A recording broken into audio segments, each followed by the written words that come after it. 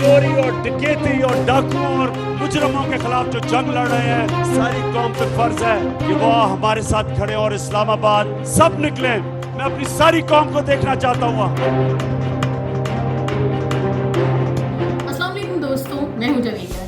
کل ہے 27 مارچ، مطلب 27 مارچ شروع تو ہو چکی ہے اور کل صبح ہونے جا رہا ہے ایک بہت بڑا جلسہ پی ٹی آئی کی گورنمنٹ کی جانب سے، جس کے بارے میں وزیر اعظم عمران خان صاحب کا دعویٰ یہ ہے کہ 10 لاکھ لوگ ہوں گے جو کہ پریڈ گراؤنڈ میں کل ان کی سپورٹ کے لیے پہنچیں گے. اب سینیٹر فیصل جاوید نے مزید بڑا دعویٰ کر دیا ہے. ان کا کہنا یہ ہے کہ 10 نہیں 15 لاکھ لوگ ہوں گے اور ایسا جلسہ پاکستان نہیں بلکہ بڑے صغیر کی تاریخ میں کسی نے کبھی نہیں کیا ہوگا جو کل پی ٹی آئی کی حکومت کرنے والی ہے. اسد عمر صاحب کہتے ہیں کہ کل جو جلسہ ہوگا ہمارا، اس کے بعد اپوزیشن کو لگ پتا جائے گا کیا ہونے جا رہا ہے، کون سا ایسا سرپرائز ہے جو کہ وزیر اعظم عمران خان اپوزیشن کو یا پھر عوام کو دینے والے ہیں. یہ تو اب کل ہی پتا چلے گا، لیکن کچھ اندازے ہیں، کچھ اشارے ہیں جو کہ بہت کچھ کہہ رہے ہیں. ابھی ایک تازہ ترین خبر یہ ہے جو کہ کافی مصدقہ ذرائع سے موصول ہوئی ہے اور وہ کچھ یوں ہے کہ وزیر اعظم کو ان کے سینئر وزراء اور ساتھی پی ٹی آئی گورنمنٹ کے ان کو مشورہ دے رہے ہیں کہ وہ اسمبلیاں تحلیل کر دیں، کیونکہ خیال یہ کیا جا رہا ہے کہ حکومت کے نمبرز پورے نہیں ہیں. عدم اعتماد کی تحریک اگر آ جاتی ہے تو حکومت کو شکست کا سامنا نہ کرنا پڑ جائے، اس ڈر اور خوف کے تحت ان کو مشورے یہ دیے جا رہے ہیں کہ گورنمنٹ کو تحلیل کر دیا جائے.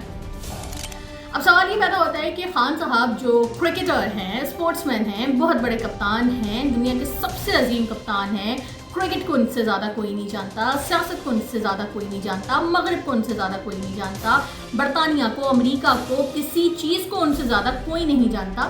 میرے خیال میں شکست کو بھی ان سے زیادہ کوئی نہیں جانتا، اور یہی شکست اور یہی ڈر ہے جس کا خوف انہیں مجبور کر رہا ہے اس بوکھلاہٹ پہ جو کہ وہ ہر وقت آج کل دکھا رہے ہیں.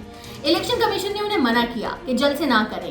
پارٹی جو ہے جہاں پہ انتخابی جلسوں میں آپ حصہ نہ لیں، جہاں پہ انتخاب ہونا ہو، وہاں پر پارٹی لیڈرز جلسے نہیں کر سکتے، لیکن اس کے باوجود الیکشن کمیشن کی تمام ضابطۂ اخلاق کو انہوں نے بالائے طاق رکھا اور اپنے جلسے جلوس کیے.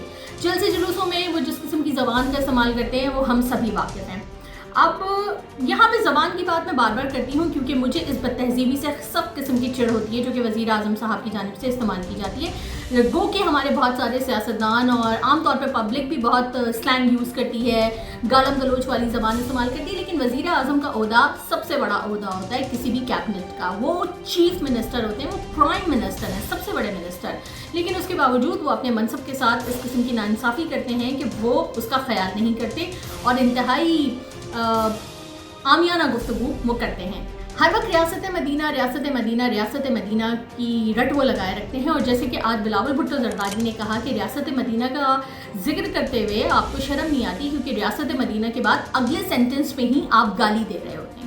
تو یہ بات بلاول بھٹو زرداری کی میں 100% صحیح سمجھتی ہوں. ایک اور بات بھی جو بلاول بھٹو زرداری نے آج کے جلسے میں کہی وہ یہ تھی کہ میں تو 30 سال کی عمر میں میری اردو کمزور ہے، آپ تو 70 سال کی ہیں، اس کے باوجود آپ کو اردو نہیں آتی اور آپ اپنے بچوں کو بھی اردو سکھائیں.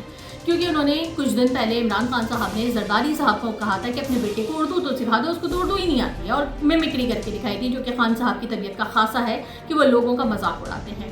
خان صاحب اس کل کے جلسے کو امر بالمعروف و نہی عن المنکر اسلامی اصطلاح سے منسوب کر رہے ہیں، اور ان کو بالکل شرم نہیں آ رہی کہ وہ اس اقتدار کی جنگ کو حق و باطل کا معرکہ ثابت کرنے پہ تلے ہوئے ہیں.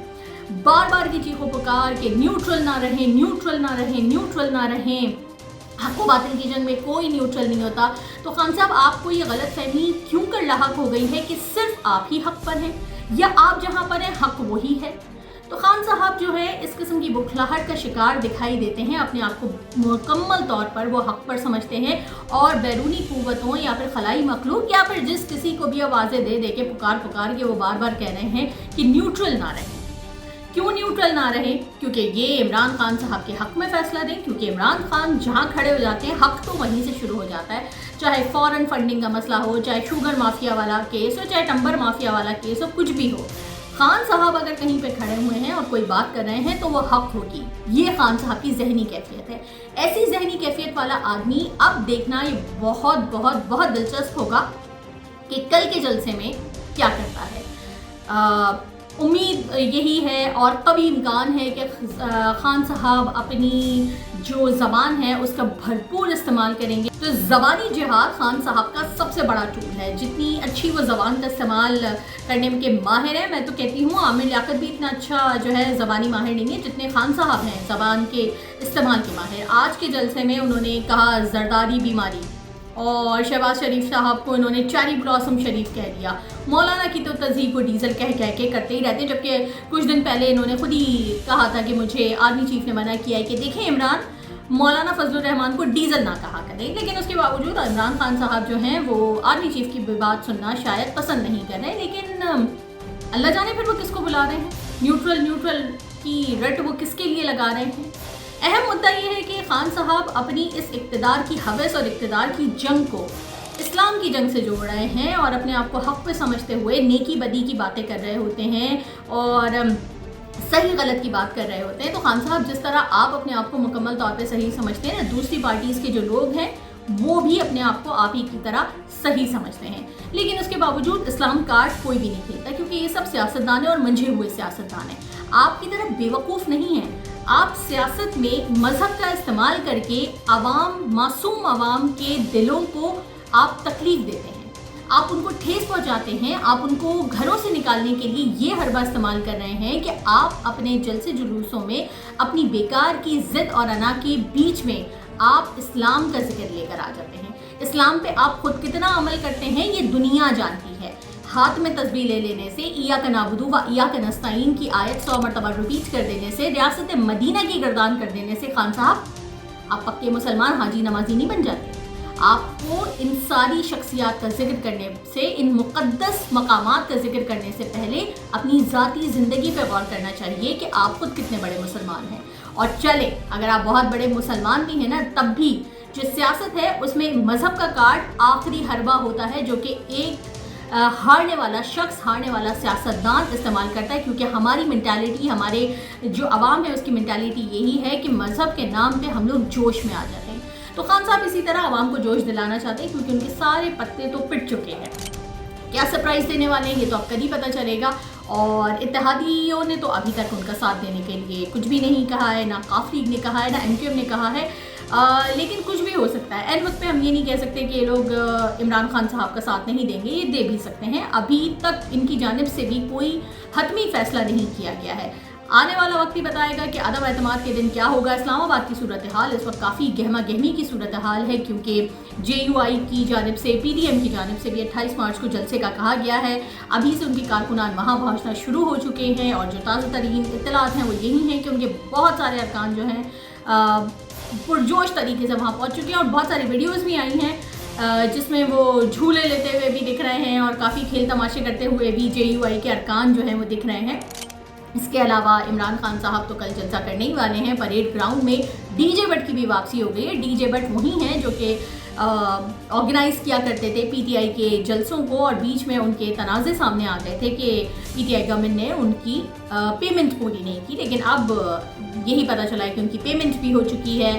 تو خوب سرکاری مشنری اور حکومتی پیسہ جلسوں میں لگ رہا ہے, لیکن اس کا کوئی حساب کتاب نہیں لے گا, کیونکہ شاید ریاست مدینہ میں اس کا حساب کتاب نہیں ہوتا. تو کل کا ہونے والا جلسہ بتائے گا کہ خان صاحب کی اسٹرینتھ کتنی ہے, خان صاحب کی پاور کتنی ہے, اور یہ پاور کیا واقعی میں پاورفل ہے ان کی حکومت کو ٹھہرے رکھنے کے لیے. اس کے علاوہ سرپرائز یا شاک خان صاحب عوام یا اپوزیشن کو کیا دینے والے ہیں, یہ بھی وہ کل کے جلسے میں ہی اعلان کریں گے. تو دیکھتے ہیں کہ کل کا جلسہ کیسا ہوتا ہے, خان صاحب کا بھی اور اس کے بعد پی ڈی ایم کا بھی. اور آنے والا وقت ایک آدھ دن کے بعد, 2-3 دن کے بعد سیاسی صورتحال واضح ہو جائے گی. امید یہ کی جا رہی ہے کہ کل کے جلسے کے بعد مزید صورتحال واضح ہوگی. اتحادیوں کو بھی شاید اپنا فیصلہ لینے میں آسانی ہو جائے گی. تو دیکھتے ہیں کہ اب کل کے جلسے میں کیا ہوتا ہے, اونٹ کس کروٹ بیٹھتا ہے.